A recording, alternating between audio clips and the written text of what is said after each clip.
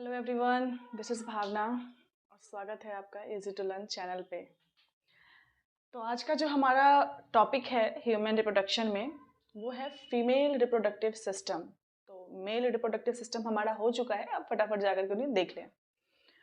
तो female reproductive system की अगर हम बात करें तो एक फीमेल का जो बॉडी होता है वो बहुत सारे साइट को वो कवर करके चलता है। जैसे कि मैं बताऊं तो एक मेल के अंदर सिर्फ स्पर्म फॉर्मेशन वहाँ पर एक प्रोसेस होता है, पर एक फीमेल के बॉडी के अंदर बहुत सारी चीज़ें होती है। जैसा कि आप देख सकते हैं कि फीमेल की बॉडी के अंदर गैमेटोजेनेसिस होता है, ovulation, fertilisation, pregnancy, birth and child care, इतने सारे प्रोसेस एक फीमेल के बॉडी के अंदर होता है। तो सबसे पहले हम जानेंगे किसके बारे में, फीमेल बॉडी के बारे में, फीमेल रिप्रोडक्टिव सिस्टम के बारे में जानेंगे। तो सबसे पहले देखिए, फीमेल रिप्रोडक्टिव सिस्टम की अगर हम बात करें तो नॉर्मल लैंग्वेज में हम सब जानते हैं जो यूट्रस, ये जो अगर हम यूट्रस की बात करें तो ये हमारा जो बीच वाला है, ये बीच में हमारा क्या है, यूट्रस है। सबसे ऊपर वाला जो लेयर होता है जिसे हम लोग क्या बोलते हैं, जो हमारे यूट्रस के सबसे ऊपर प्रेजेंट होता है उसे हम लोग बोलते हैं यूटेराइन फंडस। और अगर हम इधर की तरफ आए तो यूट्रस का सबसे पहले हम लोग लेयर देख लेते हैं कि जो यूट्रस होता है वो कितने लेयर से मिलकर के बना हुआ होता है। तो यूट्रस टोटल थ्री लेयर्स से बना हुआ होता है हमारा यूट्रस। कौन कौन से लेयर्स होते हैं? तो सबसे पहला लेयर्स जो होता है, जो कि पेरीमेट्रियम जिसे हम लोग बोलते हैं, पेरीमेट्रियम लेयर आउटर लेयर होता है। यूट्रस का सबसे आउटर लेयर होता है पेरीमेट्रियम, और जो बीच वाला लेयर होता है जिसे हम लोग क्या बोलते हैं, मायोमेट्रियम। मायोमेट्रियम लेयर जो होता है यूट्रस का वो बीच में आता है, मिडिल में आता है। और सबसे इनर लेयर जो होता है, ये जो इनर लेयर आप देख रहे हैं जो ब्लड का बना हुआ होता है, ये होता है एंडोमेट्रियम, ये इनर लेयर होता है। तो अगर हम आपसे कोई क्वेश्चन पूछे कि हमारा जो यूट्रस होता है वो कितने लेयर से मिलकर के बना हुआ होता है, तो हमारा यूट्रस 3 लेयर से मिलकर बना हुआ होता है, पेरीमेट्रियम, मायोमेट्रियम और एंडोमेट्रियम। पेरीमेट्रियम सबसे बाहर का लेयर होता है और मायोमेट्रियम बीच का लेयर, और सबसे लास्ट वाला जो लेयर होता है जो ब्लड का बना हुआ होता है उसे हम लोग क्या बोलते हैं, एंडोमेट्रियम, वो सबसे इनर लेयर होता है। उसके बाद देखिए हम लोग जरा फैलोपियन ट्यूब, ये जो फैलोपियन ट्यूब है, ये फैलोपियन ट्यूब सारे टोटल तीन पार्ट्स में डिवाइडेड होता है फैलोपियन ट्यूब। मैं यहाँ पे आपको दिखा देती हूँ कि फैलोपियन ट्यूब जो होता है उसके 3 पार्ट्स होते हैं। सबसे नज़दीक वाला जो लेयर है जो यूट्रस के काफ़ी नज़दीक होता है, जैसे हम लोग क्या बोलते हैं, इस्थमस बोलते हैं। थोड़ा सा वाइड, थोड़ा सा फुला हुआ चौड़ा जो लेयर, जो स्पेस होता है, ये होता है एम्पुला। और जो ओवरी के सबसे क्लोज जो होता है पार्ट फैलोपियन ट्यूब का, जिसे हम लोग क्या बोलते हैं, इनफंडेबुलम। तो ये फैलोपियन ट्यूब के ये तीनों के तीनों जो लेयर है ये किसके हो गए, फैलोपियन ट्यूब के हो गए। और यहाँ पर एक फिंगर लाइक प्रोजेक्शन जो होता है, जैसे हम लोग क्या बोलते हैं, फिम्ब्रे बोलते हैं, ये ओवरी के काफ़ी क्लोज होता है। और ओवरी का काम क्या होता है, ओवरी का काम होता है ओवा बनाना। तो आप एक चीज़ नोटिस कीजिए कि फीमेल के बॉडी में टोटल कितने ओवरीज पाए जाते हैं, 2। फीमेल के बॉडी में टोटल 2 ओवरीज पाए जाते हैं, और दोनों ओवरीज का काम क्या होता है, ओवा प्रोड्यूस्ड करना।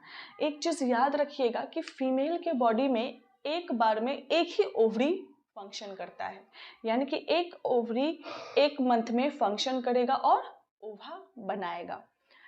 तो फिर दूसरा ओवरी क्या करता है, तो दूसरा ओवरी उस टाइम पर रेस्ट करता है। अगर मैं एक एग्जांपल देकर के समझाऊं आपको, सपोज कीजिए कि अगर जनवरी के मंथ में ये लेफ्ट ओवरी क्या कर रहा है, ओवा बना रहा है, तो उस जनवरी मंथ में जो राइट ओवरी है वो रेस्ट करेगा। फिर नेक्स्ट मंथ में क्या होता है, अगर ये राइट ओवरी ओवा बना रहा है तब वो ओवरी क्या करता है, रेस्ट करता है, क्योंकि एक मंथ में एक ही ओवरी फंक्शन करता है और ओवा प्रोड्यूस्ड करता है। ये नेचुरल कंडीशन है। एबनॉर्मल कंडीशन की बात हम नहीं कर रहे, एबनॉर्मल कंडीशन में तो कुछ भी हो सकता है, ठीक है, डिजीज केस में कुछ भी हो सकता है, पर ये नॉर्मल कंडीशन होता है। तो ओवरी का काम क्या होता है, ओवा प्रोड्यूस्ड करना। उसके बाद हम अगर नीचे वाले पार्ट्स को देखें तो ये सर्विक्स है, और सर्विक्स के नीचे ये जो देख रहे हैं आप कैनाल, ये है सर्वाइकल कैनाल, और सबसे नीचे होता है हमारा वेजाइना। अब हम देखते हैं कि आखिर ये फंक्शन कैसे करता है। देखिए, जो ओवा होता है वो हर एक मंथ क्या करता है, एक ओवरी ओवा प्रोड्यूस्ड करता है, बाकी दूसरा ओवरी क्या करता है, रेस्ट करता है। हम सपोज करते हैं कि मान के चल रहे हैं अभी, लेट बी, कि ये जो ओवरी है ये क्या कर रहा है, ओवा बना रहा है। अब देखिए क्या होता है, ये ओवा जैसे ही बना, ओवा का फॉर्मेशन जैसे ही हुआ, तो यहाँ पर प्रोसेस आता है ओव्यूलेशन। ओव्यूलेशन का मतलब होता है कि ग्राफेन फॉलिकल्स टूटता है और ओवा बाहर निकलता है। Process is called ovulation. अब ये ओवा को ये फिंगर लाइक प्रोजेक्शन जो है, ये फिम्ब्रे क्या करता है, क्योंकि फिम्ब्रे एक फिंगर लाइक प्रोजेक्शन होता है, और फिंगर लाइक प्रोजेक्शन का क्या काम होता है, किसी भी चीज को कैच करना। तो ये फिम्ब्रे क्या करता है, फटाक से उस ओवा को कैच कर लेता है, और उसको कैच करने के बाद क्या करेगा, उसको कैच करने के बाद उसको पहुंचाएगा कहाँ, इनफंडिबुलम में। और ये इनफंडिबुलम हम सब जानते हैं कि फैलोपियन ट्यूब का ये वैसा पार्ट है जो ओवरी के काफी क्लोज है। अब ये फैलोपियन ट्यूब कहाँ पहुंच गया, सॉरी, ये ओवा कहाँ पहुंच गया, इनफंडिबुलम में। अब इनफंडिबुलम क्या करेगा, उस ओवा को कहाँ पहुंचाएगा, एम्पुला में। अब एम्पुला जो है, जितनी भी पार्ट्स आप फैलोपियन ट्यूब के देख रहे हैं, ये जो एम्पुला है ये सबसे ज्यादा चौड़ा जगह है। क्यों चौड़ा जगह है, क्योंकि एम्पुला ही एक वैसा रीजन है जहां पर क्या होता है, फर्टिलाइजेशन होता है। फर्टिलाइजेशन को हिंदी में हम लोग बोलते हैं निषेचन। फर्टिलाइजेशन कहाँ होता है, इस एम्पुला रीजन में। अब देखिए, अगर ये ओव्यूलेशन होने के बाद एम्पुला रीजन में ओवा पहुंच गया है, और ये ओवा यहाँ पहुंचने के बाद क्या कर रहा है, इंतजार कर रहा है किस चीज का, स्पर्म का। और वो स्पर्म कहाँ से पहुंचेगा, इस वेजाइना से सर्वाइकल कैनाल, देन सर्विक्स से होते हुए ये स्पर्म कहाँ पहुंच जाएगा, इस एम्पुला रीजन में। इस एम्पुला रीजन में ये जो पूरा प्रोसेस बताऊंगी मैं आपको, काफ़ी डिटेल में बताऊंगी कि किस तरीके से स्पर्म बनता है, ओवा कैसे बनता है, किस तरीके से फर्टिलाइजेशन होता है। बहुत सारे प्रोसेस है इस चैप्टर का, ये चैप्टर इतना जल्दी खत्म नहीं होने वाला है, काफ़ी लंबा प्रोसेस है इसका। तो अगर सपोज दैट कि ये स्पर्म पहुंच गया कहाँ, इस ओवा के पास, तो ये ओवा के साथ क्या करेगा, फर्टिलाइज करेगा। ये ओवा के साथ क्या हो गया, फर्टिलाइज कर लिया। फर्टिलाइज होने के बाद क्या हुआ, जायगोट बना, जायगोट से एम्ब्रियो, एम्ब्रियो से ब्लास्टोमेयर, मोरुला। अब ये कहाँ पहुंच जाएगा, यूट्रस में। फर्टिलाइजेशन के 1 सप्ताह के बाद वो कहाँ पहुंच जाता है, यूट्रस में। तब तक देखिए ये यूट्रस क्या करता है, ये जो एंडोमेट्रियम लेयर दिख रहा है, ये जो एंडोमेट्रियम लेयर होता है तब तक काफी अच्छे से तैयार हो रखा होता है, एकदम कुशन समझते हैं आप लोग, रुई के जैसा, गद्दे के जैसा। हमारे यूट्रस के अंदर जो ये एंडोमेट्रियम है एकदम गद्दे के जैसा तैयार हो रखा होता है। क्यों, क्योंकि अगर यहाँ फर्टिलाइजेशन हो गया, एम्पुला में अगर फर्टिलाइजेशन हो गया, तो ये फर्टिलाइज्ड जो जायगोट है, ये जायगोट कहाँ आएगा, इस एंडोमेट्रियम में आएगा। इस यूट्रस के कौन से लेयर पर चिपकता है, तो एंडोमेट्रियम लेयर पे। और जैसे ही ये फर्टिलाइज्ड जो एम्ब्रियो है, जो जायगोट है, वो कहाँ पहुंच गया, एंडोमेट्रियम की लेयर, यानी कि यूट्रस पे, यूट्रस के अंदर आया। यूट्रस के अंदर ही तो एंडोमेट्रियम लेयर है ना, तो यूट्रस में आया और यूट्रस के अंदर इस एंडोमेट्रियम लेयर पे जाकर के वो चिपक गया। और यही प्रोसेस क्या कहलाता है, कंसीविंग, कि वो जो फीमेल है वो बेबी कंसीव कर चुकी है। This process is known as conceiving. अगर सपोज दैट कि अगर स्पर्म नहीं पहुंचा, तब क्या होगा, अगर स्पर्म नहीं पहुंचा तो उस केस में क्या होता है, जरा सुनिएगा कि ये जो ओवा है, ये ओवा इंतजार करता है एम्पुला में कितने दिनों तक। ओवरी से ओवा निकल करके कहाँ पहुंचा, एम्पुला में। और एम्पुला में पहुंचने के बाद वो कितने दिनों तक इंतजार करता है, वो इंतजार करता है 2 दिन तक, यानी कि 24 आवर टू 48 आवर वो इंतजार करता है। किस चीज़ के लिए इंतजार करता है? ताकि फर्टिलाइजेशन हो सके, स्पर्म वहाँ पहुँच सके।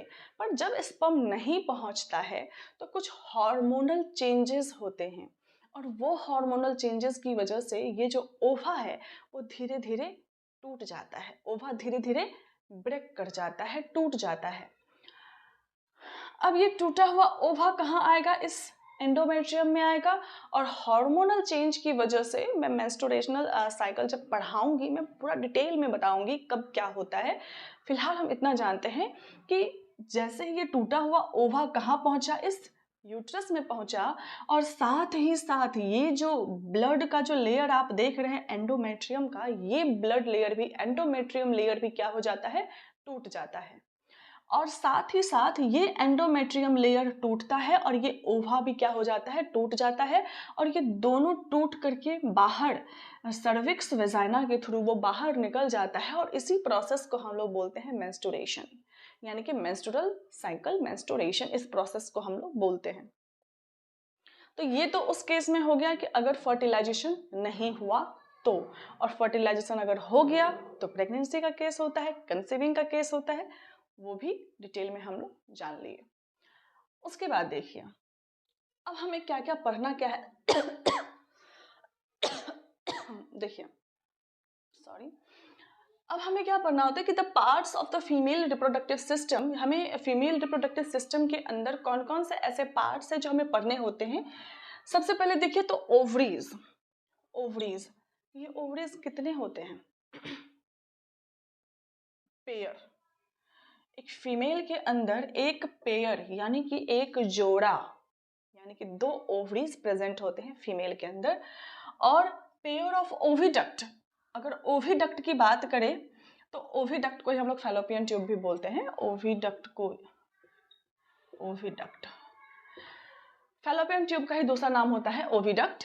तो एक फीमेल के बॉडी के अंदर ओविडक्ट कितने प्रेजेंट हैं? तो 2 ओविडक्ट प्रेजेंट। सॉरी। उसके बाद देखिए यूट्रस कितने प्रेजेंट होते हैं? तो यूट्रस तो एक ही होता है, एक फीमेल के बॉडी के अंदर सिर्फ एक ही यूट्रस होता है, वो यूट्रस ये है। देन सर्विक्स, एक सर्विक्स होता है, वेजाइना, एक वेजाइना होता है, एंड फिर होता है एक्सटर्नल जेनिटेलिया। इससे भी हम लोग पढ़ेंगे, काफी डिटेल में पढ़ेंगे। एक्सटर्नल जेनिटेलिया, बाह्य जनेंद्रियां बोलते हैं इसको हिंदी में, ठीक है। और होता है मेमरी ग्लैंड, फीमेल के बॉडी के अंदर मेमरी ग्लैंड्स भी होते हैं जहां से क्या होता है? मिल्क इजैकुलेट होता है। तो उसके बाद अब हम लोग एक एक करके सारे टॉपिक के बारे में डिटेल में जाने वाले हैं। सबसे पहले जो हम लोग पढ़ने वाले हैं वो है ओवरीज के बारे में।